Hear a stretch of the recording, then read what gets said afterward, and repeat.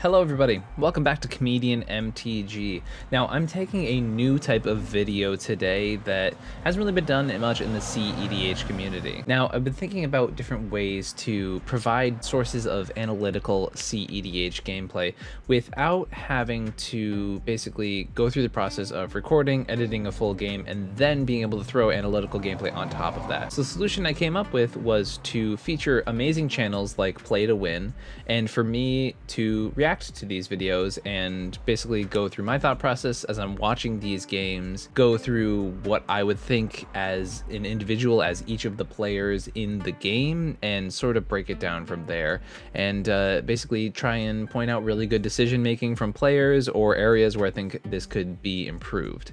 Now, I do want to be clear, with these types of videos, there is a notion about people being negative about either people in the videos or anything like that, and that's not my goal here today.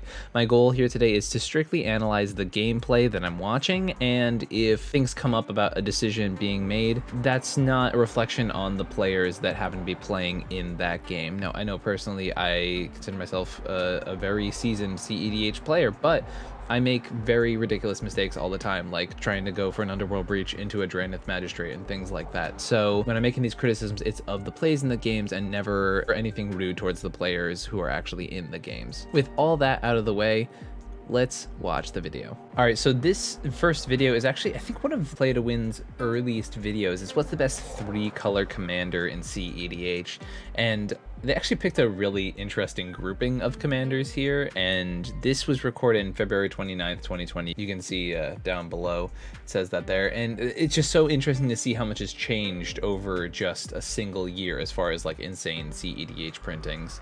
And I don't think there's any partner pairs in today's video, which also might affect things like that. And meanwhile, this is pre-Commander Legends, so a lot of amazing 3-color pairs sort of happened after this game came out. Let's check out that intro. Welcome to Play to Win, where we play to win. I love their I'm Dylan, opening and music, I'm really. Cameron. Today, we're trying to figure out which 3-color deck is the best in cEDH. So we have Consultation Kess, like Atla, whatever the fuck Atlas. Especially pre-Commander Legends, pre a lot of explosive printings, Consult Kess was just like absolutely one of the best things you could be doing. And like before the game even starts, probably the pick I would say is the best 3-color commander. And once again, this is dated back in 2020. I love that Atla is in this pair because it feels like the really weird wild card of this pairing. So I'm gonna go back a little bit. In cEDH. So we have Consultation Kess, Atla, whatever the fuck Atla's doing. Honestly, it's a great. We have Consultation can barely Kess, tell you. Shuffle Atla, Consultation Zur, Consult and Zur. Food Chain Corvold.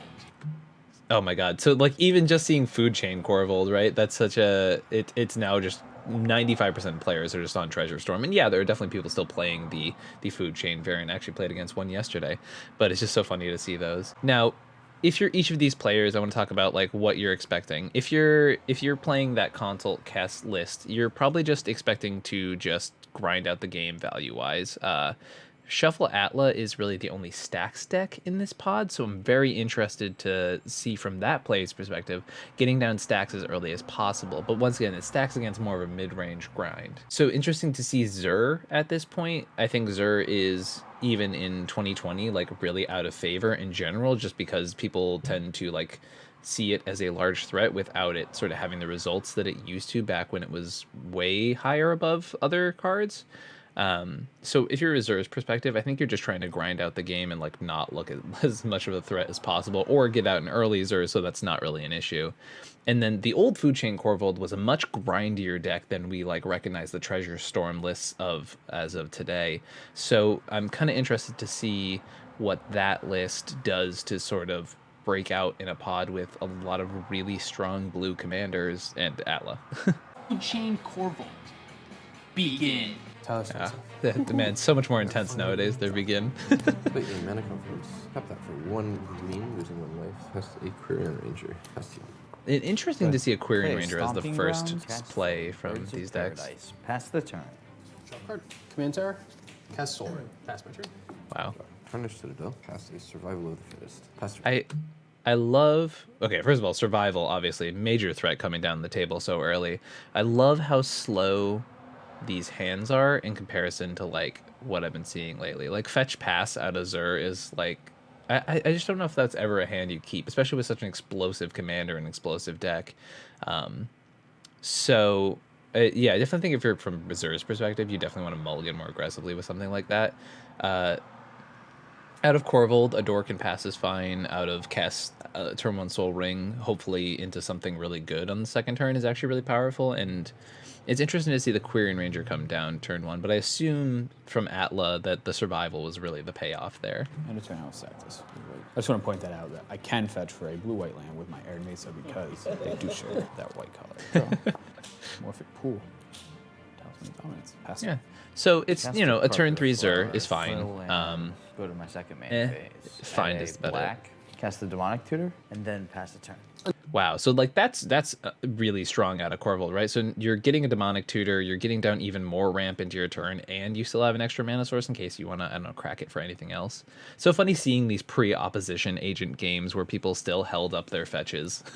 Like now everyone nowadays is like, all right, you're about to untap a 3 mana, I'm gonna crack now. Untap. Draw a card. Play an Underground River, floating a colorless. I will cast Copy Artifact. Oh, speaking of cards that are not seeing play anymore, Rip Copy Artifact. I know some people are obviously still on it, but this used to be every single deck was on Copy Artifact, and it's just so wild to me that that card is just like completely disappeared. I will have it become a copy of Talisman of Dominance. Nice. Cast an Imperial Seal. This card. I mean, yeah, once again, as I mentioned, coming out of Kess, Copy Artifact coming down, becoming a really important artifact and Imperial Sealing. So like, Dylan, despite going third here, is in a really strong position. Top of my library. I was supposed to lose 2 life there, and I think I forgot to mark it down. I should be at 37 life. Pass my turn. Draw. Play Vexing Shusher. I gotta say, I'm a big fan of the way they edit in stuff because it's so much easier to just be like, all right, I'm gonna hit text on Premiere and just say, should have lost life here, but they just come in and you feel that like connection with them as content creators. I love that. And Vexing Shusher out of Atla. Now, don't get me wrong, Atla is not a deck that I'm usually scared of or anything like that, but I love seeing such a powerful start out of the deck. Pass. Stick Remora. Pass in turn. Very interesting to see the I'm Remora going to over make the a Zur red here. mana with Carpet of Flowers. Cast a Dockside Extortion. Yeah, seems 1, good. 2, 3, 4, Seems 5. really 5. good. Here's Korvold treasure. happens to be the best deck to use that card in. By far, in any deck in the format, Korvold can by far use a Dockside the best. Even in the food chain variant that's not trying to like go absolutely buck wild with it. Still very, very strong. Do I just go for it? See what happens. I dare you. Definitely go pass for the it. turn. Untap. Oh, Play a Bloodstained Mire. Crack the Bloodstained Mire. creatures is just so hard to counter, and Dylan had 1 mana up. No one else, I guess Zur had mana up, but like, I don't know. I think you jammed that Korvold there. Panic Island. With 1 floating, cast Dissonant Mage. I will cast an Imperial Seal for my...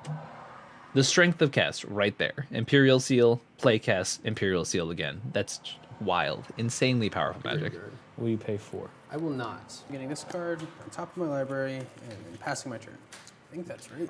A lot of the players here are in a really solid position. I think Zur is so behind because of the turn 1 do nothing. They Birds of Paradise to play in my hand. Interesting. I'm then gonna pay 3 life to cast the Birds of Paradise.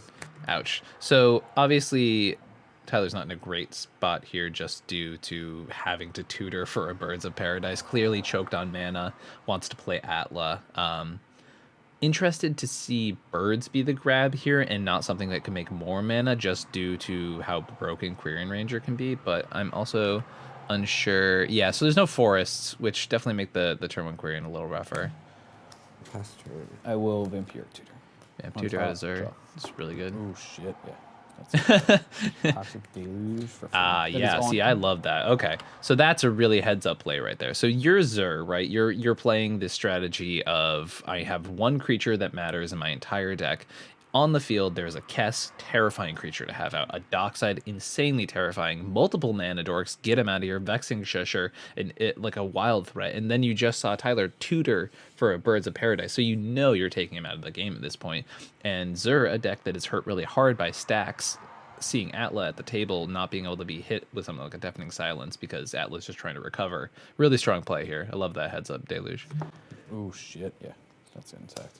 Toxic Deluge for 4. That is all I'm going to do. I should have tutored differently.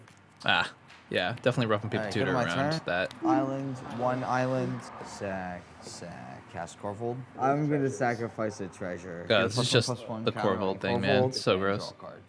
Pass the turn. Draw card. Pass.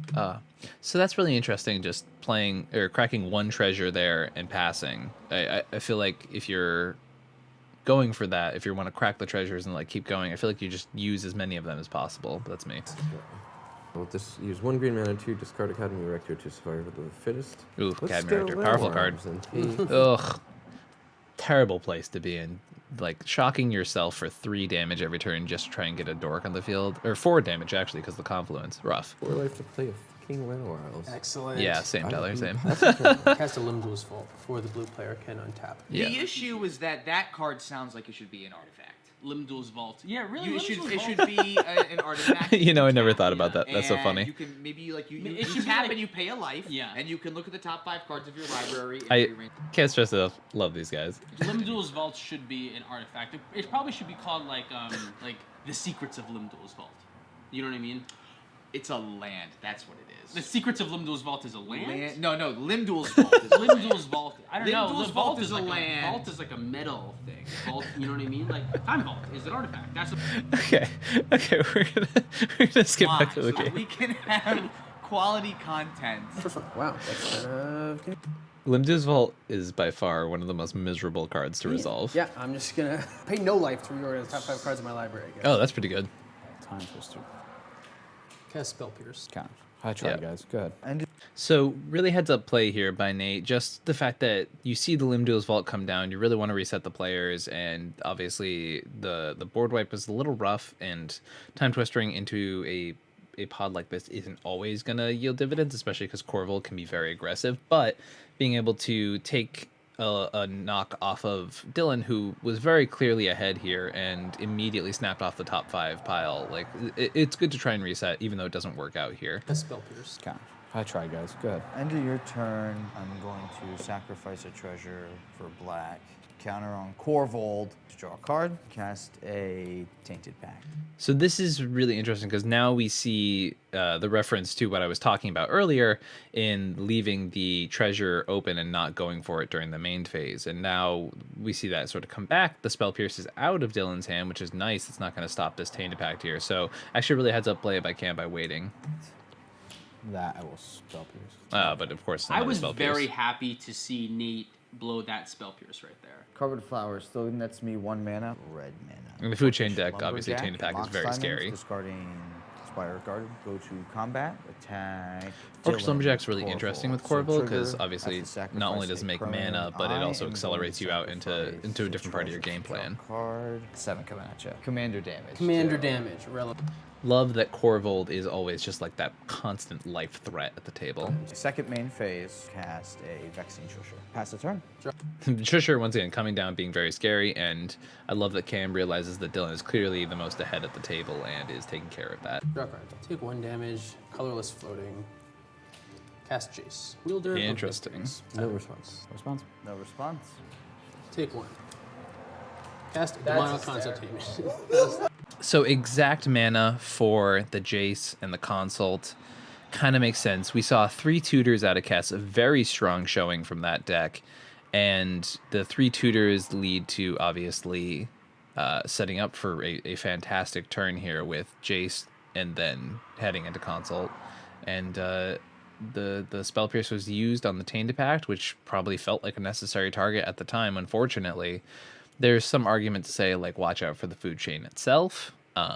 But with how good Cam's hand was at the time, it's hard to say that that wasn't a correct play. Unfortunately, sometimes you just run out of interaction at the table, and having a third player who, referring to Atla, is just kind of out of the game means that this just sort of happens sometimes. Cast Demonic Consultation. It's easy. It's like taking candy from a baby. A bunch of babies. Ouch. Name Black Lotus. Exit my library. Plus Jace. There's no Black Lotus in You really there. need to put some Black Lotuses in your deck. All right, cool. So I'm going to leave that one here for today. If you guys want to see me do game 2 of this series, who's the best 3-color commander from Play to Win, feel free to leave that down in the comments down below. If you like this reaction style analytical gameplay, also leave that down in the comments below. I'm actually really a big fan of trying these out. I'm going to keep recording these and hopefully bring you guys more and more new and updated games. And hopefully you guys enjoy these. I actually really enjoy making these. If you want to see more content like this, do not forget to hit like and subscribe. It helps out the channel a ton. Also, if you are feeling like this is the brand new thing and you'd love to support the channel, feel free to go check out patreon.com/comedianmtg. Any support helps out the channel a ton. We have a bunch of amazing new patrons lately. The server is turning into this like awesome space for people to brew and create new decks, and I'm working on a list that I'm really proud of right now that I was able to take to the cEDH All-Stars event. So if you want to hear more about that list, if you want to hear more about the Ecrocrom Citadel deck that Gustav and Dragoon brewed in our server, any of those things, check out the Discord, which I'll leave in the description down below. All right, everybody, have an amazing week. Thank you for watching. Peace.